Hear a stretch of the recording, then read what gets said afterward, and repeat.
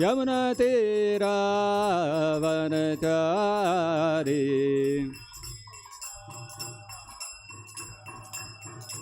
जय राधा माधव कुंज विहारी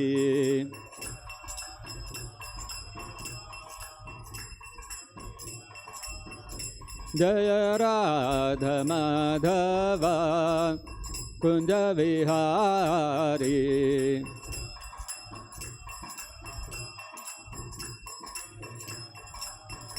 जय कृष्ण बलराम जय कृष्ण बलराम कृष्ण बलराम जय कृष्ण बलराम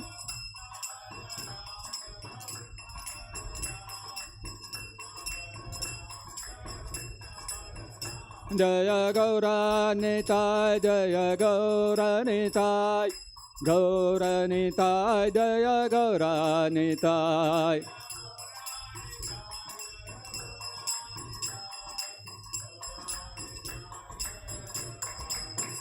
जय जय Prabhupada Prabhupada Prabhupada Prabhupada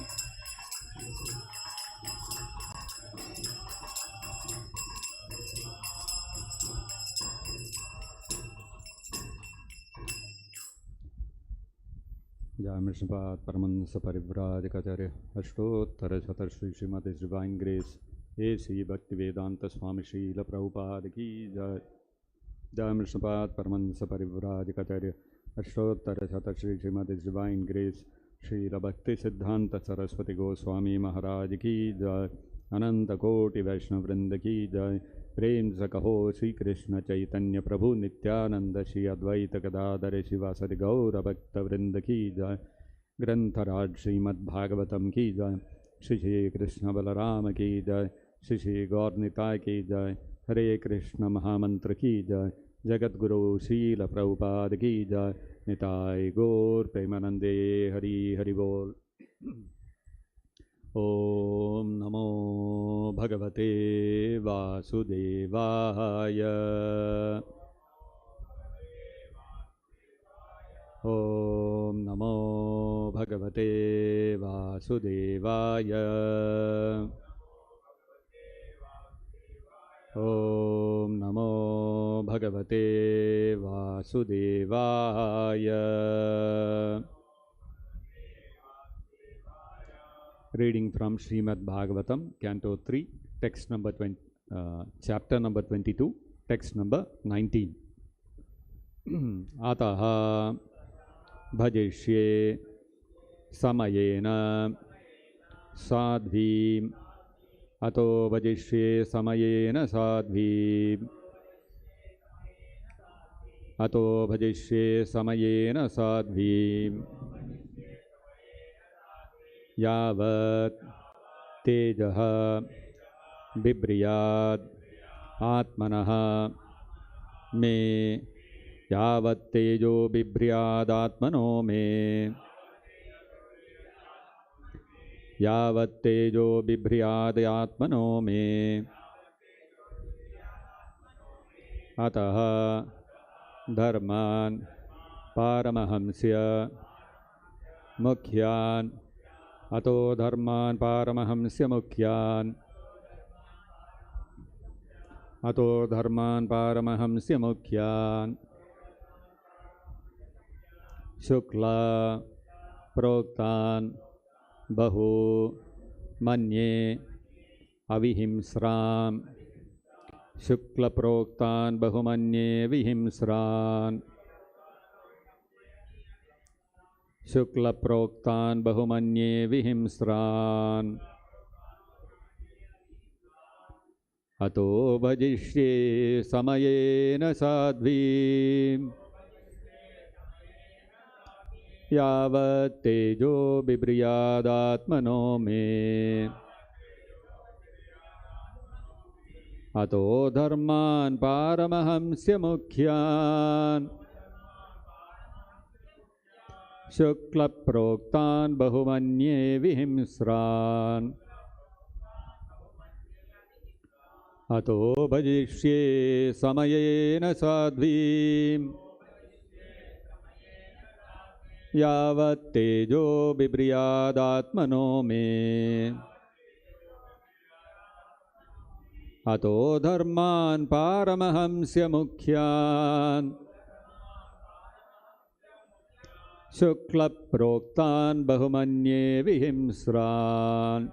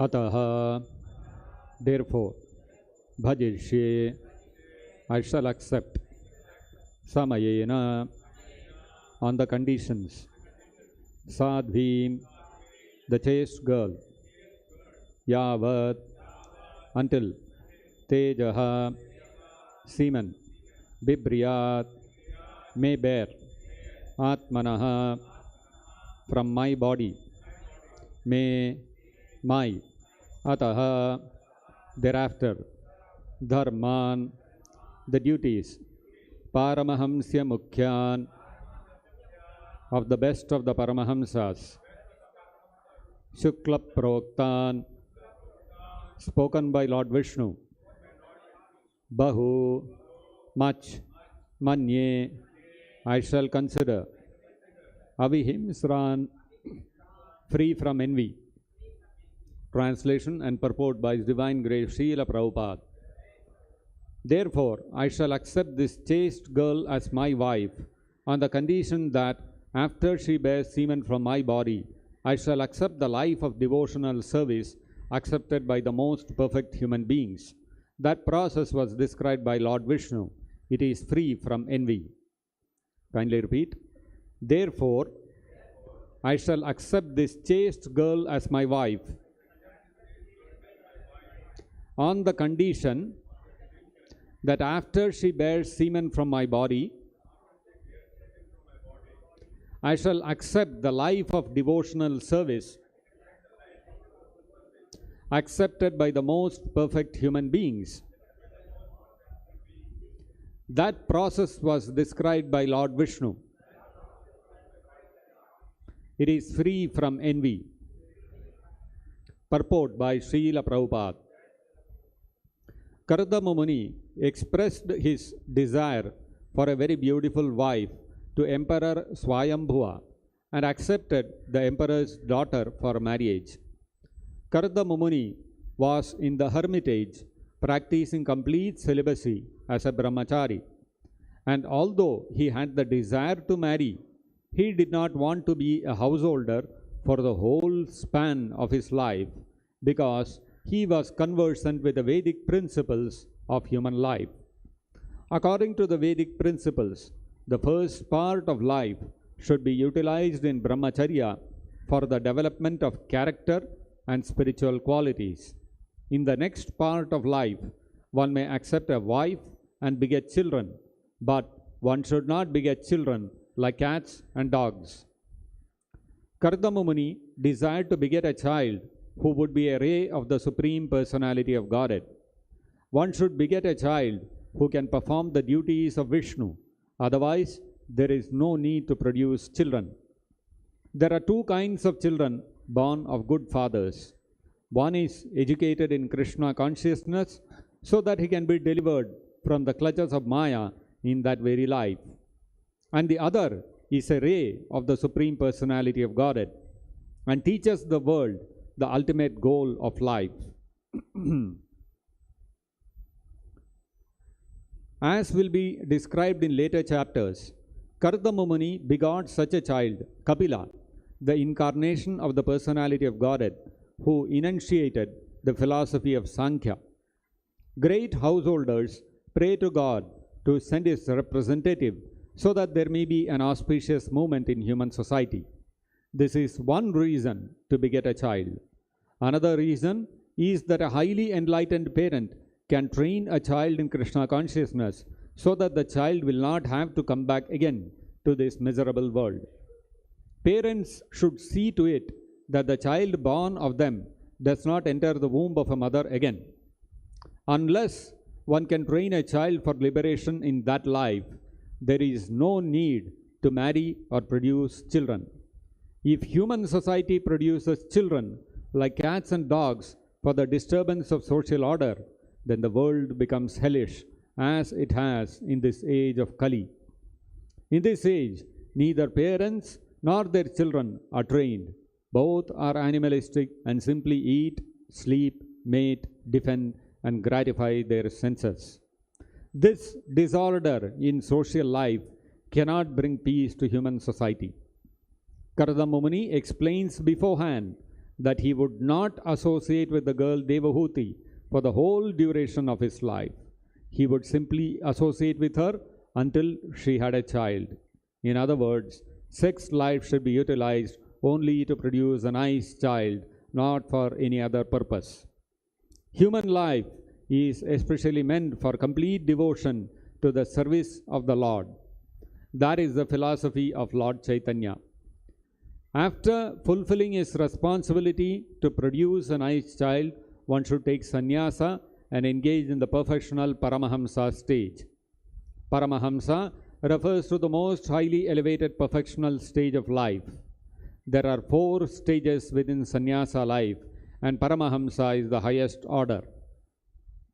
The Srimad-Bhagavatam is called the Paramahamsa Samhita, the treatise for the highest class of human beings. The Paramahamsa is free from envy. In other stages, even in the householder stage of life, there is competition and envy. But since the activities of the human being in the Paramahamsa stage are completely engaged in Krishna consciousness or devotional service, there is no scope for envy. In the same order as Kardama Muni, about 100 years ago, Thakur Bhakti Vinod also wanted to beget a child who could preach the philosophy and teachings of Lord Chaitanya to the fullest extent. By his prayers to the Lord, he had as his child Bhakti Siddhanta Saraswati Goswami Maharaj, who at the present moment is preaching the philosophy of Lord Chaitanya throughout the entire world through his bona fide disciples. Thus ends the Bhaktivedanta purport. Om Ajnanatimirandhasya Jnananjanashalakaya Chakshurunmilitam Yena Tasmai Shri Gurave Namaha. Nama Om Vishnupadaya Krishna Preshtaya Bhutale Srimate Bhaktivedanta Swaminiti Namine. Namaste Saraswate Deve Gauravani Pracharine Nirvishesha Shunyavadi Paschatya Deshatarine. Jaya Shri Krishna Chaitanya Prabhu Nityananda Shri Advaita Gadadhara Shri Vasadi Gaura Bhakta Vrinda. Hare Krishna Krishna Krishna Hare Hare Hare Rama Rama Rama Hare Hare. Mokam karoti vachalam pangum langhayate girim yatkripatamaham mande Shri Gurum Deenataranam. Whenever we have some devotee wanting to join the temple, the parents give the maximum opposition. We have seen how in the past also, some few years back, some devotees joined in one of our temples, and he was a brahmachari in the temple for some years, I think 3 years or something. He was already in the temple. After so many years also, the parents made a big halla gulla. They went to the media, and it was splashed all over the electronic media, print media, and all over India there was a big turmoil. That ISKCON is taking away, brainwashing young boys and separating them from their parents. And the parents are coming on the show crying, saying that, one mother is coming, catching the shirt and pant of her son and crying, my son, he used to wear this. Now he has left me and gone. How can he do such things? And the father is crying, we want our son back. And the media is also questioning, how can you separate the son from the parents? You should send the child back to the parents. So all such, we see this. This is not the first time it was happening. It has happened many times in the past. It will happen in the future also. We cannot prevent these things. Generally, people expect that blood is thicker than water. Blood relations are supposed to be very strong. The children are supposed to take care of the parents. Parents are supposed to take care of the children. Brothers and sisters are supposed to take care of each other. So these are all considered very strong relationships. And you will see some people also have very strong affection, very great respect for their teachers who have taught them, who have trained them, not only in school and college, even in the workplace. Somebody has taught them some principles of management and all that. People will be very respectful to such people, because they have given them some knowledge by which they are able to benefit from it. So the relationship of parents, children, relatives, then that of teachers, and some people are very devoted to some devatas. Jai Bajrang Bali, or we have in Maharashtra especially, we have what is that they call Ganesha? Something they call, Bappa Moria. Ganapati Bappa Moria. You go to Bengal, it is Durga Devi, Kali. And they have very big festival during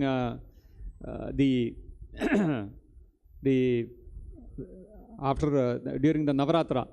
Big pandals are erected, and lot of very ardent devotees are there. So whether it is devatas, whether it is teachers, whether it is parents, children, etc., people give great value to these relationships. And people expect that we will always act for the benefit of those relationships and will never give them up. Giving up or rejecting such relationships is considered a very bad thing to do. It is not expected. And if somebody does that, the society will look down upon such people. Look at him, he is not taking care of his old parents, he has given them up and gone somewhere else, etc., etc. Now, in the Srimad-Bhagavatam, in the 5th canto, there is the teachings of Rishabhadeva, an incarnation of the Supreme Personality of Godhead, to his sons. Rishabhadeva had 100 sons, headed by Bharat Maharaj. And that Bharat Maharaj went on to rule the whole world, and that is how the name came, Bharatavarsha, because it was ruled by Bharat Maharaj. Anyway, Rishabhadev, one of the instructions he gave to his 100 sons, he said, Gurur nasasyat, swajano nasasyat, pita nasasyat, janani nasasyat. So he said, one should not become a guru, one should not become a teacher, one should not become someone who imparts knowledge to others. One should not become a relative, swajana, one should not even become a relative. Na pitana sasyat, one should not become a father. Jananina sasyat, one should not become a mother also. One should not become any of these things. Not only that, he said, Daivam na tatsyan, one should not become a devata also. Na patischa sasyan, one should not become a husband also. Why? Namo chedya samupeta mrityum. If samupeta, upeta means coming close, coming in proximity, approaching. Samupeta means very close. You're almost there. You're almost at your destination. Then it's called samupetya. So samupeta mrityum. For those people who are on the verge of death, namo chayed, if one is not able to liberate them from the clutches of death, which is waiting right at one's doorstep, then one should not become a teacher, one should not become a relative, one should not become a father, one should not become a mother, one should not become a demigod, nor should one become a husband. If one is unable to liberate one's subordinate, one's dependent from the clutches of impending death. Why impending death? We are all living quite comfortably. We are not on the verge of death. I mean, somebody in the hospice suffering from cancer, doctor has said, 1 week maximum he will live. You can understand he is on the verge of death. We are all very healthy people. What's wrong with us? No, you can never say what moment death will come knocking at our doors. Just the other day we saw how 52-year-old cricketer Shane Warne, suddenly the news flashed, he has died. Everybody was shocked. Nobody expected. Just like that, all of a sudden the person has died. So we can see how we are in an illusion thinking that, I'm quite healthy, I'm quite normal. Death is very far away. When I become old and all those kind of things I will see. No, any moment we can die.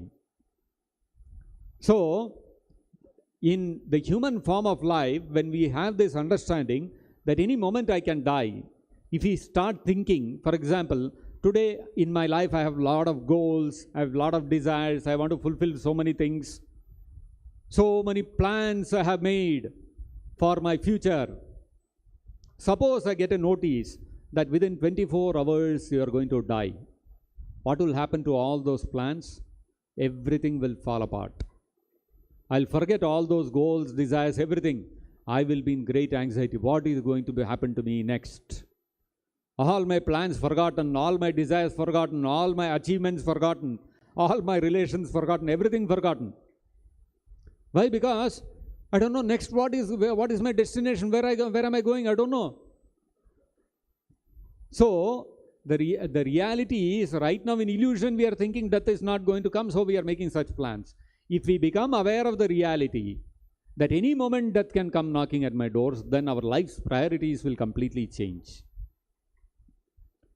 One will no longer be interested in material achievements and enjoyments.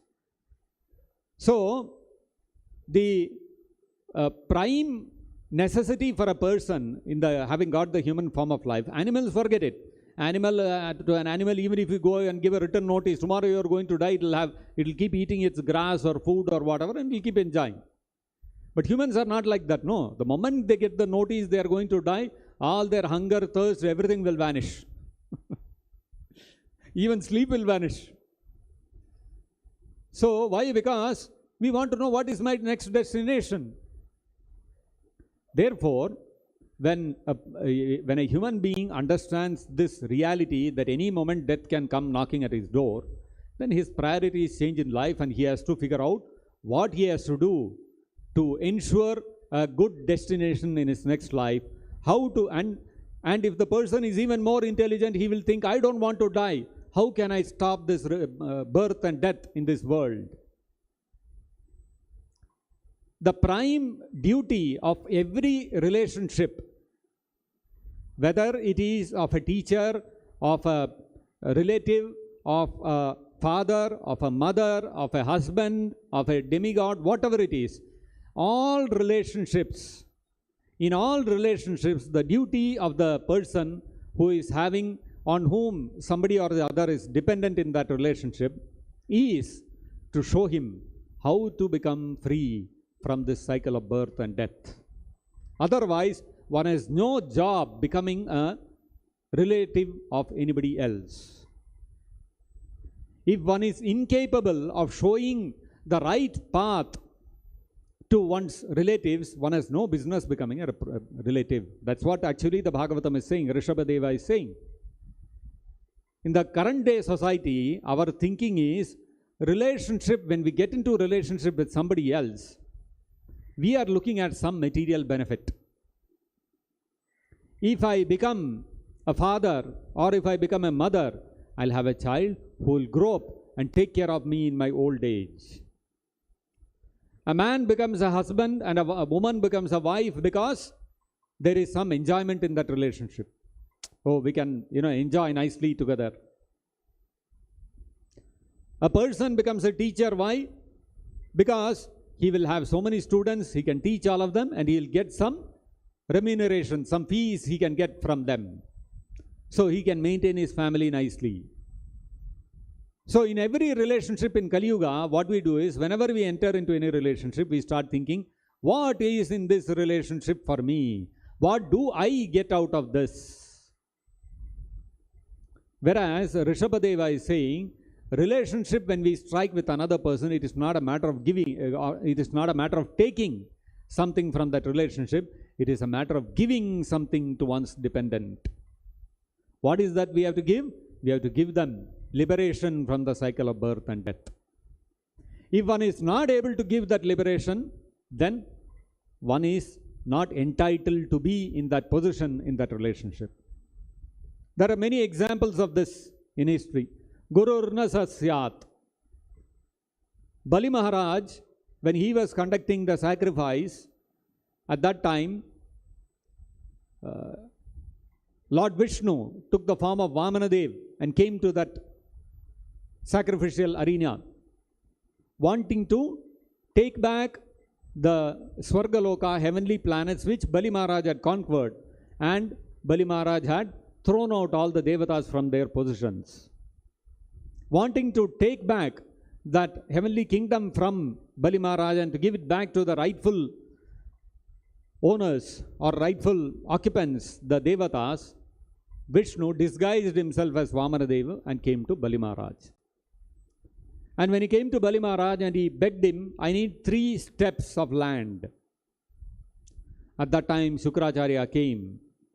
He was the guru, he was the teacher of Bali Maharaj. And he told him, this person is not an ordinary brahmachari. He is Vishnu himself, he has disguised himself and come.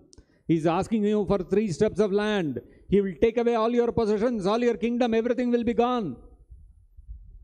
So don't give him anything, don't promise anything. This was Shukracharya's advice to Bali Maharaj. Why? Because Shukracharya was thinking, my disciple is Bali Maharaj. He is the ruler of the heavenly planets. Now if the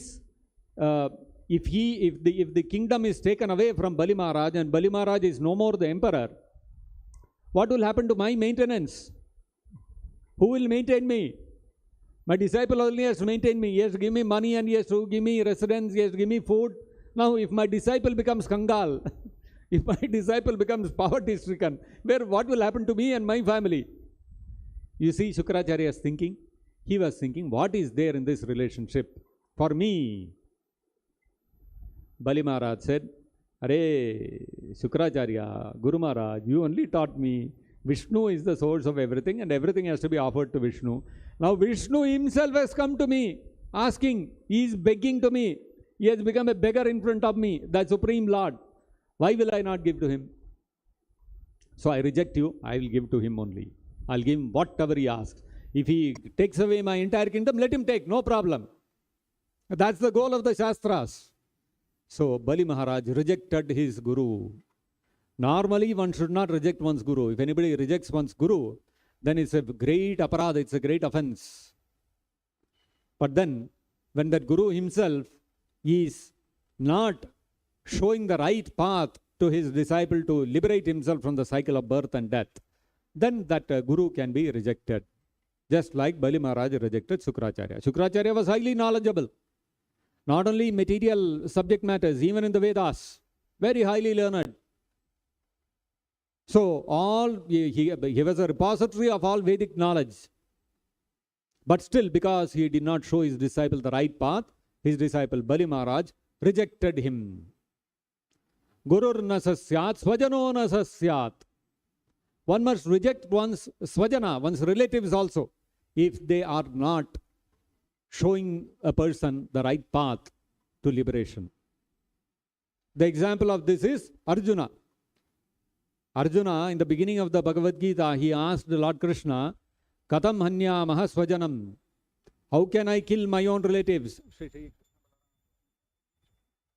How can I kill my own relatives? After all, my own grandfather Bhishmadev, my own brothers Duryodhana and others, my own uncles, my own teachers, how can I kill all of them? They have done so much. Dronacharya has taught me so many things. Bhishmadeva, he took such good care of me in my childhood. He has always thought of my welfare. How can I reject him? Although Bhishmadev was very loving towards Arjuna, although Dronacharya was very loving towards Arjuna, although Kripacharya was very loving towards Arjuna, all such relatives, Krishna told Arjuna, give them up. Why? Because they had taken the path of adharma. They had supported Duryodhana. And because they supported Duryodhana, adharma, therefore Arjuna was told to reject them and to fight with them and kill them in the battlefield so that Arjuna could be on the path back to Godhead. And when Arjuna understood that these people are standing in the way of my going back to Godhead, my rendering devotional service to Krishna, Arjuna rejected them. Swajanona sasyat. And then Rishabhadeva said, Pitana sasyat. One should not become a father also. So that is a very strong thing. How can somebody reject one's father? After all, father is the person who is the source of my body. He gave birth to me. How can I reject my father? And if the father is taking good care of me, he is maintaining me, why should I reject him? No, even if the father is very loving, he is taking good care of you, he is taking he is providing you with all necessities. If he does not show you the door to liberation, then he has to be rejected. The example of this is Prahlad Maharaj. Hiranyakashipu was the emperor of the whole universe. He was taking good care of Prahlad Maharaj. Hiranyakashipu was making all arrangements for all the conveniences of Prahlad Maharaj. He even sent them to the Gurukula of Shukracharya, so that Prahlad Maharaj could get the best education in economics, politics, and the science of ruling over, etc., etc. Hiranyakashipu had all good intentions for Prahlad Maharaj. But then, Hiranyakashipu did not want his son to become a devotee. Therefore, Prahlad Maharaj rejected him. And then, okay, father you may reject, but mother you cannot reject. But then Rishabhadeva is saying, Janani nasasyat. You have to reject your mother also, if she becomes an obstacle on the path of devotional service. The example of this is Bharat Maharaj, the younger brother of Lord Ramachandra. Lord Ramachandra's younger brother, Bharata, he was very devoted to Lord Ramachandra. And when the whole incident happened where Kaikeyi, she asked Janak Maharaj to remove Lord Ramachandra from the position of being the king and to send him to the forest in exile, Bharata was not in the kingdom. He was at his grandfather's place.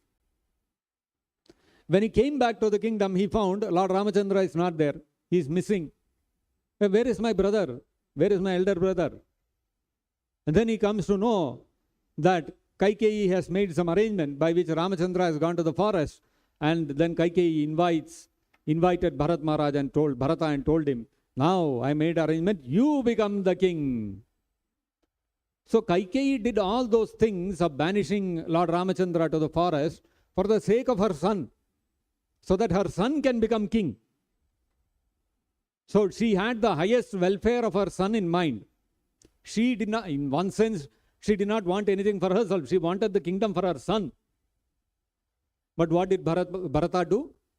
He rejected his mother. He said, you are no more my mother because you have gone against the devotional principles.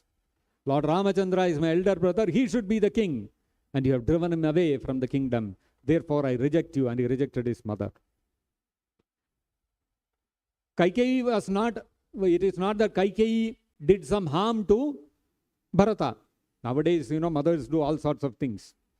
They will do abortion.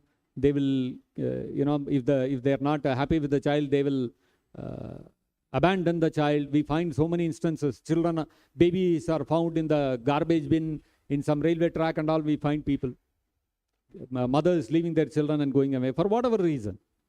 But Kaikeyi did none of those things. Kaikeyi was only thinking of the welfare of her son. She took good care of her son and she wanted him to become the king. The best thing she could do for him. She utilized her power over her husband to the maximum and ensured that her son could become the king, although he was by law not entitled to it. That way Kaikeyi was thinking only of the welfare of her son, material welfare. Bharata did not want that. Bharata wanted spiritual welfare. So he said, what is the value of this kingdom, useless kingdom? I want devotional service to Lord Ramachandra. And he rejected his own mother. And then, Daivam na tatsyan, patir na sasyat. One should not become a husband. One should not become a demigod. One should not become a devata. So all these positions of having dependence upon one in a particular relationship is forbidden unless and until in that relationship one is able to perform the duty of delivering one's dependent. From this, what we can understand is that when a man marries a woman and a woman marries a man, when they marry each other, the goal of such a marriage is not to engage in sense gratification. The goal is not to produce children simply for the sake of one's maintenance. Currently, the thinking is that we have to procreate so that we have children. Children will grow up and take care of us in our old age. That is not the purpose actually mentioned in the Vedas. The Vedic understanding is children have to be produced for one of two purposes, as Prabhupada is mentioning in the purport. One purpose is that we want to give an opportunity for a living entity to take birth in the human form of life and then educate the child in Krishna consciousness and show him the path back to Godhead. Another purpose is to give an opportunity for the Supreme Lord to send his representative who can spread the message of the Bhagavatam and the Bhagavad-gita all over the world. In the case of Kardama Muni, he wanted to marry to give an opportunity for the Lord, to give himself an opportunity to serve the Supreme Lord's mission by becoming an instrument through which the Lord could descend and he could spread the spiritual knowledge. And that is how Kapila Deva, an incarnation of the Supreme Personality of Godhead, was born. Similar example Srila Prabhupada is giving, how Bhaktivinoda Thakur prayed for a great devotee son who would spread the message of Chaitanya Mahaprabhu all over the world. And so was born Srila Bhakti Siddhanta Saraswati Thakur. These are all the real purpose for which relationships have to be entered into. One should not enter into relationship just to satisfy one's lusty desires or to engage in sense gratification. That's not the purpose of any relationship.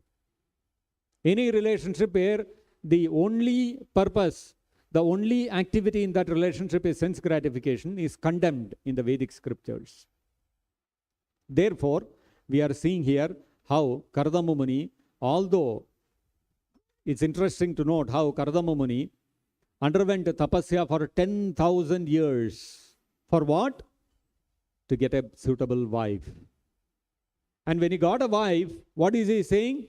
As soon as she bears a child, I'll leave and go. I'll take sannyas and I'll go. For 10,000 years, he did tapasya for what? As soon as child is born, immediately I will leave and go. We can understand from this that Kardama Muni's desire to possess a wife was not to engage in sense gratification. It was to fulfill the instruction of his father Brahmaji to produce offspring. Brahmaji told Kardama Muni that he has to become a Prajapati and produce offspring. Kardama Muni understood that, and he thought, when I produce offspring also, it should not be ordinary offspring. Either I should be able to liberate them from the cycle of birth and death, or it should be a ray of the Supreme Personality of Godhead who will liberate others from the cycle of birth and death. And therefore, he said, when the moment a child is born, his purpose of marrying is served. After that, what is the need for him to stay in that married life? In Kali Yuga, people think staying within the married life is the success of life. Till one dies. If a man dies, people nowadays, they sometimes post on social media and all that. One couple, one husband is 90-something years old, 92 years old, wife is 88 years old. They have been married for 35 years and celebrating. See, 35 years they have been married, and the man has become a non-Nigerian, he is in his 90s, and still they are together. In Kali Yuga, if the husband and wife stay together till death, it is considered very great. Whereas look at the Vedic, this one. The moment child is born, Kardama Muni is saying, I'll take sannyas and I'll go. I don't want to stay whole life in married life. That's not the purpose of marriage. Purpose of marriage is not to remain in marriage whole life. Purpose of marriage is produce a child who will be suitable to learn devotional service and go back to Godhead, or produce a child who will become a spiritual master or an incarnation of the Supreme Personality of Godhead. Then you take sannyas, devote your life, perfect it, go back to Godhead. This is the purpose of the Vedic understanding of the purpose of the human form of life. We should not be under any illusion as to the real purpose of any sort of relationship, and in every relationship one should see what is the highest benefit we can give to my dependent, which is to guide them on the path back to Godhead. That is the real purpose of every relationship, not just father and mother, but whether it is a husband or it is a wife or it is a teacher or it is any kind of relative, whatever it is, the purpose is one must deliver one's dependent on the path back to Godhead. So I'll stop here. If there are any questions or comments, we can discuss.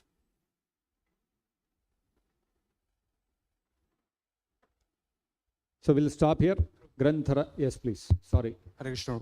Hare Krishna. Prabhu, Krishna has given Devaki three boon in the jail that he will take birth 3 times. Like first Prishni Garbha, then second time as Upendra, and third time as Krishna. But then we also hear that Chaitanya Mahaprabhu's mother Sachi Mata and Jagannath Mishra was also the incarnation of them. Sachi Mata and Jagannath Mishra. Jagannath Mishra. They were incarnations of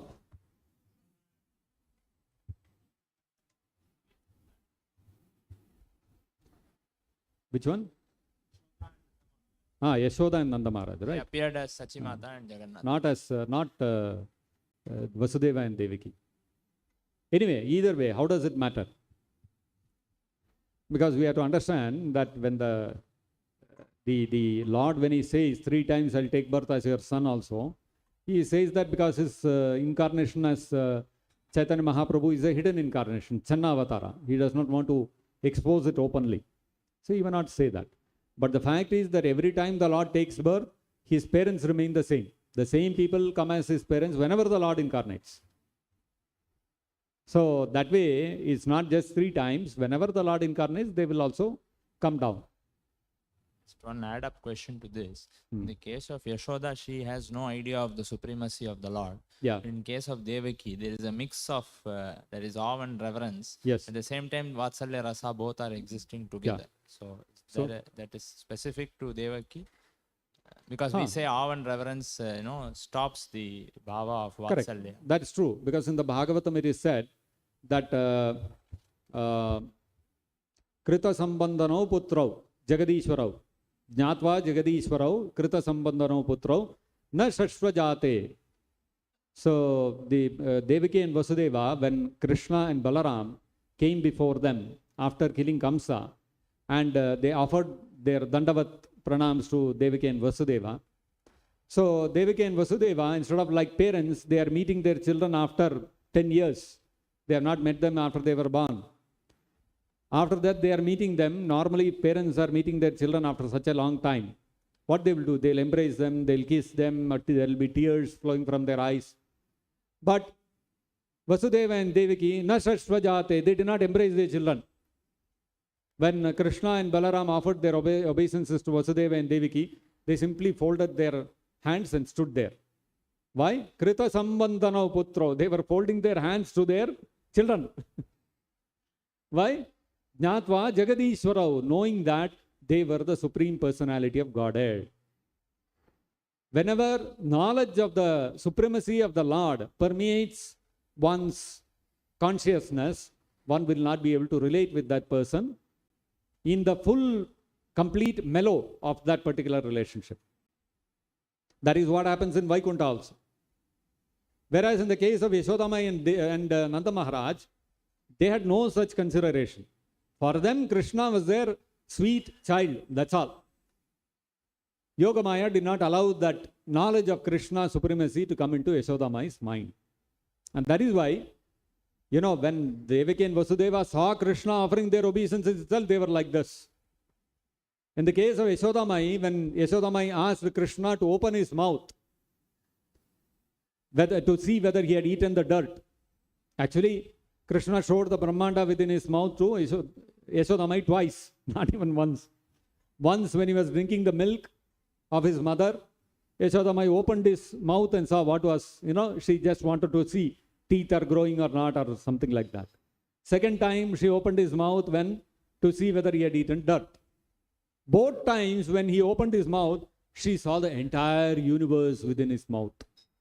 She saw all the planetary systems, Svargaloka, the Prithvi, the Narakalokas, all demigods, Devatas, Brahma, Lord Shiva, everybody. In fact, she saw herself within that manifestation shown by Krishna within his mouth. Both times when Yashodamai saw this, what did she think? Oh, Krishna is the Supreme Lord. He is showing the whole manifestation within his mouth. Did she think like that? She thought, some ghost has attacked my child. Ayyo, Narayana, Vishnu. She started chanting all the names of Lord Vishnu. You can see, even though the Lord showed his opulence, Yashodamai had no this one about that. She did not bother about that. Whereas, even without showing any opulence, for Vasudeva and Devaki, they were folding their hands in supplication. This is because it all depends upon the extent of the intensity of the love that one has for the Supreme Personality of Godhead in that particular rasa. In Vatsalya rasa, Yashodamai and Nanda Maharaj's intensity of their Vatsalya rasa was so much, it was so intense, it was so deep that it covered all other knowledge. In the case of Vasudeva and Devaki, it was not that intense. So that knowledge remained prominent in their minds. Just like some people, when they, even though they may become, even if they are quite grown up and they are big achievers, They may become the president of the country, they become the prime minister of the country, they may become very big businessmen. When they go in front of the mother, will she show any respect and all for him? She will give him one slap and tell him, hey, so many days you have not come. What do you think of yourself? You become big man, huh? Why? Because for mother, she knows he is a big man, but then that's not prominent for her. But if the relationship, because the relationship is very strong, the relationship is not so strong, the parents will be very formal. Therefore, in the case of Nanda Maharaj and Yashoda Mai, their love for Krishna was so intense that it overshadowed their knowledge of the supremacy of Krishna. That is how we have to understand. Is that okay? Any other point? Yes, please. Hare Krishna. So we don't know the value of relationships before. So after knowing that, we have got some relationships. So how we should go about it in that relationship, whether we have to educate or we have to reject or we have to. We try to give them Krishna consciousness. The point is, we have a responsibility with respect to relatives who are dependent upon us. If you look at whatever Rishabhadeva has said, he did not say don't become a son or a daughter. Because son or daughter means you are dependent. He said don't become a father or a mother. You don't take up any position in a relationship where others become dependent on you until and unless you are able to give them Krishna consciousness.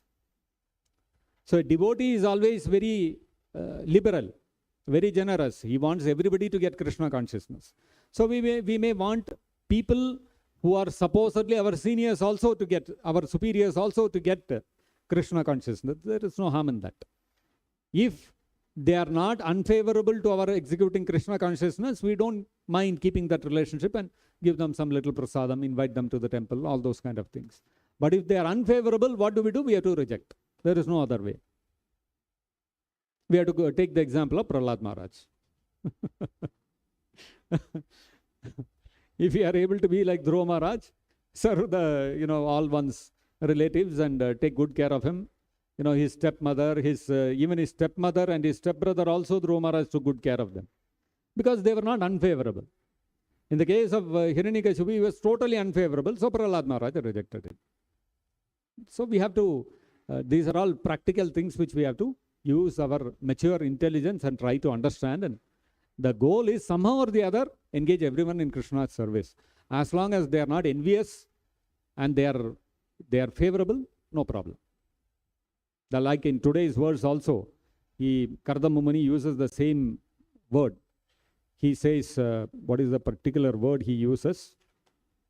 He uses the word avihimsran, free from envy. As long as people are free from envy, we can engage them in Krishna's service. That is how we have to understand. We'll stop here. Grantaraj Srimad-Bhagavatam ki jai. Jagadguru Srila Prabhupada ki jai. Nitai Gaur Premanande Hari Hari Bol.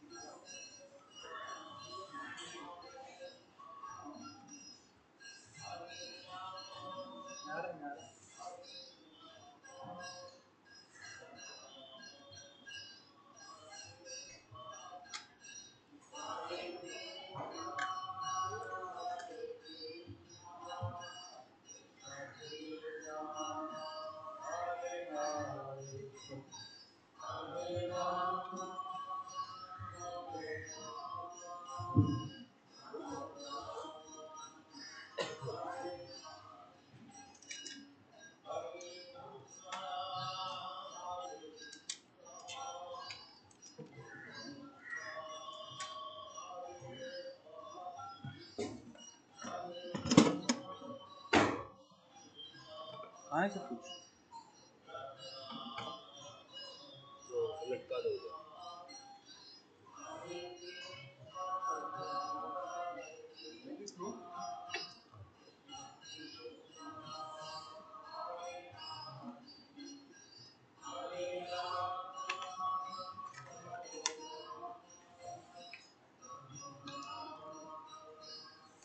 ऐसे लटकेगा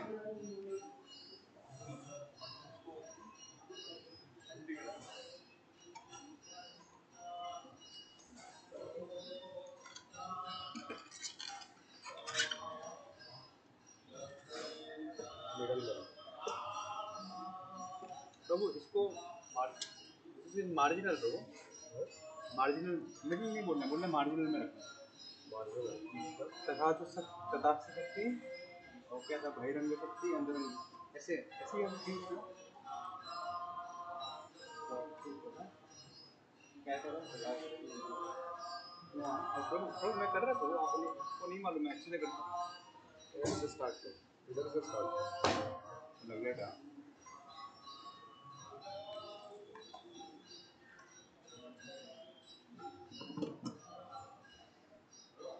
this kind of almond then buy it like is black very strong तो आपने गणपति बाबा को प्रणाम किया पहले Mumbai life में Mumbai life में जब महाराष्ट्र में तो प्रणाम करते हैं ना क्लास बता रहे तो Mumbai if you see Ganpati Baba the demigod Hindu Hanuman is जय बजरंगबली काली माता ने करता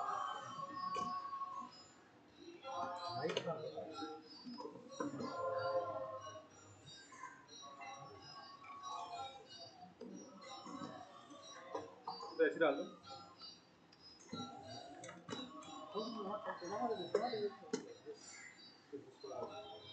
इसको वो करो ना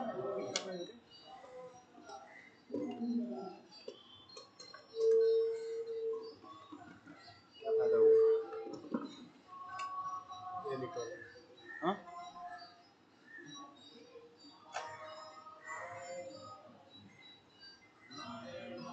बंद कर दो